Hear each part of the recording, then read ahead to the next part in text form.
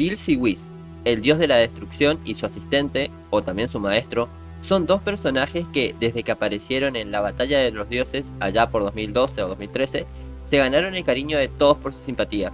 Son personajes muy interesantes, muy divertidos, y siempre que aparecen en pantalla logran sacarnos por lo menos una carcajada. Eso demuestra la calidad que tenía Toriyama a la hora de crear personajes, porque por ejemplo en Dragon Ball GT, donde él no participó directamente, prácticamente no hay personajes originales que sean realmente memorables o simpáticos. Salvo excepciones como Baby o el dragón de 4 estrellas, la mayoría son bastante olvidables. Pero aunque Bills y Whis son personajes muy queridos, también representan para mí uno de los mayores problemas de Dragon Ball Super. ¿Por qué? Bueno, de eso se trata este video. Desde que salió Dragon Ball Super, recibió críticas por muchísimas cosas. De hecho, hubo gente que hasta criticó el nombre de Super, porque seamos sinceros, siempre hay personas que se quejan de todo. Más allá de eso, también se criticó el hecho de volver a adaptar la Batalla de los Dioses y la resurrección de Freezer, pero esta vez en formato de saga, con una animación bastante pobre. Pero también hubo críticas por la censura, por la baja calidad de animación en varios momentos de la serie y por la forma en la que retrataron a Goku, volviéndolo mucho más tonto de lo que era. Sí, Goku siempre fue un personaje infantil, incluso en Dragon Ball Z. Tampoco vamos a decir que en Z era alguien completamente serio. Pero en Super esa faceta se exageró muchísimo más. Sin embargo, hay un problema del que se habla mucho menos y que para mí es una de las razones por las que Dragon Ball Super nunca logra alcanzar el nivel de Dragon Ball Z. Y esto lo digo incluso sin haber leído todavía la saga de Moro y de Granola, porque estoy esperando la versión animada. Siento que Dragon Ball Super perdió algo fundamental que Dragon Ball Z tenía, y eso es la tensión. Desde que comenzó Dragon Ball Super prácticamente no hay un solo momento en el que realmente sientas que todo está perdido. En cambio, eso era una de las características más importantes de Dragon Ball Z. Había situaciones donde parecía que no existía ninguna posibilidad de ganar, donde todos estaban completamente superados y la derrota era inminente. Al final, de una forma u otra, Goku o algún otro personaje encontraba la manera de vencer al enemigo. Pero durante gran parte de la historia, el espectador realmente dudaba de cómo iban a salir adelante. Esa sensación en Super prácticamente desapareció, y para mí ocurre por dos razones. La primera son las esferas del dragón. Hoy existen esferas del dragón por todos lados, las de la Tierra, las de Namekusei, las super esferas del dragón, e incluso otras que aparecen más adelante en el manga. Con tantas formas de conceder deseos, la muerte dejó de tener peso. Si un personaje muere, todos damos por hecho de que tarde o temprano va a volver. Y si no vuelve, como pasó con Gamma 2, es simplemente porque los guionistas decidieron no revivirlo, no porque no exista la posibilidad de hacerlo. Pero más allá de las esferas del dragón, hay otro factor que elimina por completo la tensión, y esos son Bills y Whis. Para entenderlo, comparemos Dragon Ball Super con Dragon Ball Z. Cuando aparece Raditz, el hermano mayor de Goku, nos encontramos con un enemigo muchísimo más fuerte que cualquier personaje conocido hasta ese momento. Goku y Piccolo, que eran los más poderosos de la Tierra, no tenían ninguna posibilidad de derrotarlo por separado. Tuvieron que unir fuerzas y gracias también a la ayuda de Gohan consiguieron vencerlo. Sin embargo, apenas termina esa batalla nos enteramos de que vienen Vegeta y Nappa, dos Saiyajin todavía mucho más fuertes que Raditz. Y ahí aparecía la gran pregunta, ¿cómo iban a ganar? No existía ningún personaje más poderoso que Goku y Piccolo. De hecho, acababan de derrotar con muchísimo esfuerzo al enemigo más fuerte que habían conocido, y ahora se anunciaba la llegada de dos guerreros infinitamente superiores. Entonces comenzaban los entrenamientos, Goku con Kaiosama y los demás guerreros preparándose en la Tierra. Pero había otro detalle muy importante. Ni siquiera los dioses podían solucionar el problema. Kaiosama reconocía que no era rival para los Saiyajin, y Kamisama mucho menos. No existía un ser superior que pudiera aparecer para salvar a los protagonistas. Todo dependía exclusivamente de ellos. Lo mismo ocurrió en la saga de Freezer. Vegeta, que había sido el gran villano de la saga anterior, pasó a ser completamente insignificante frente al nuevo enemigo. Freezer era tan absurdamente poderoso que generaba una sensación constante de desesperación. Incluso vimos a Vegeta romper en llanto al comprender que jamás podría derrotarlo. Recién cuando Goku alcanzó el Super Saiyajin se logró romper esa barrera que parecía imposible de superar y finalmente derrotar al villano. Lo mismo ocurre en la saga de Cell.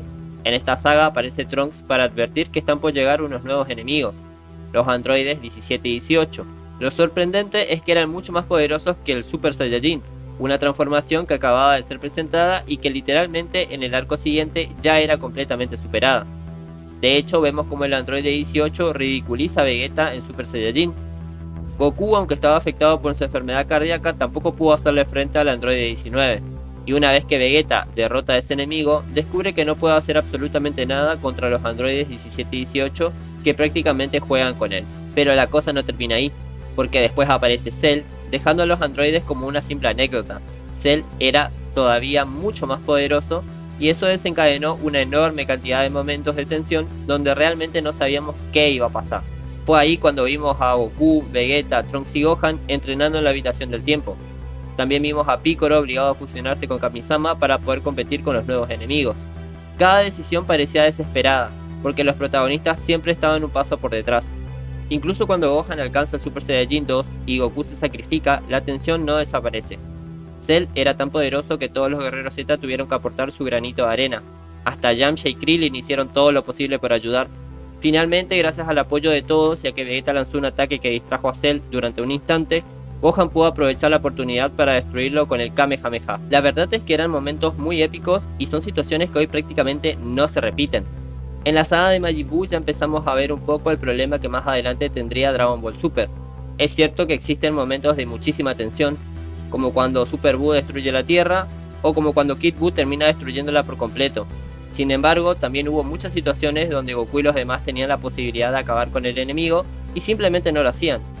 Cuando Majin Buu aparece por primera vez, Goku podía derrotarlo usando el Super Saiyajin fase 3, pero decide no hacerlo porque considera que Goten y Trunks deben convertirse en los nuevos protectores de la Tierra. Más adelante, cuando Goku y Vegeta se fusionan en Vegito, prácticamente juegan con Majin Buu. Sí, el objetivo era rescatar a todos los que habían sido absorbidos, pero también podrían haber derrotado a Buu y luego revivir a los demás con las esferas del dragón. Cuando finalmente aparece Kid Buu, el Supremo Kaiosama les entrega los pendientes Potara para volver a fusionarse. Sin embargo, Goku y Vegeta deciden pelear por separado, lo que termina desencadenando toda la batalla final. Y ahí empezábamos a notar que algunos momentos de tensión estaban un poco forzados. Aún así, esa sensación seguía existiendo. Discúlpame, pero voy a interrumpirte unos segundos para decirte de que si te está gustando el video, por favor no olvides darle a like, comentar y también suscribirte al canal, que eso me ayudaría muchísimo, y también de activar la campanita de notificaciones para no perderte de ningún nuevo video en este canal. También quería decirte de que podés seguirme en Instagram para estar más en contacto conmigo. El Instagram está ahí, lo ves en pantalla, así que nada, no te interrumpo más y continuemos con el video. Con Bills ocurre exactamente lo contrario. Cuando aparece por primera vez como el dios de la destrucción, todo parecía indicar que iba a convertirse en una amenaza gigantesca. Era muchísimo más fuerte que Goku y cualquiera de los personajes conocidos. Pero luego descubrimos que no es un villano, simplemente cumple con su trabajo y termina haciéndose amigo de Goku y de los demás. Lo mismo ocurre con Whis, que incluso comienza a entrenar a Goku y a Vegeta. Y es ahí donde para mí Dragon Ball Super pierde gran parte de su tensión. En la saga de Golden Freezer, tanto en la película como en el anime, Bills y Whis están presentes. Aunque Bills diga que los dioses deben mantenerse neutrales, el espectador sabe que si la situación se sale de control, él va a intervenir. De hecho, cuando Freezer destruye la Tierra, Whis retrocede el tiempo para evitar la derrota. En la saga de Goku Black sucede algo parecido. Bills elimina a Zamasu del presente y al final Whis viaja al futuro para impedir que Zamasu asesine al Supremo Kaiosama. Es cierto que Bills dice que los mortales no deben depender de los dioses, pero desde el momento en que Whis comienza a entrenar a Goku y a Vegeta, ya están dependiendo de ellos. Y hay otro problema. Tanto Bills como Whis son absurdamente poderosos. El poder de Bills parece aumentar cada vez que avanza la historia. Goku consiguió el Super Saiyajin Blue, el Blue Kaioken y el Ultra Instinto. En teoría ya debería poder enfrentarlo de igual a igual.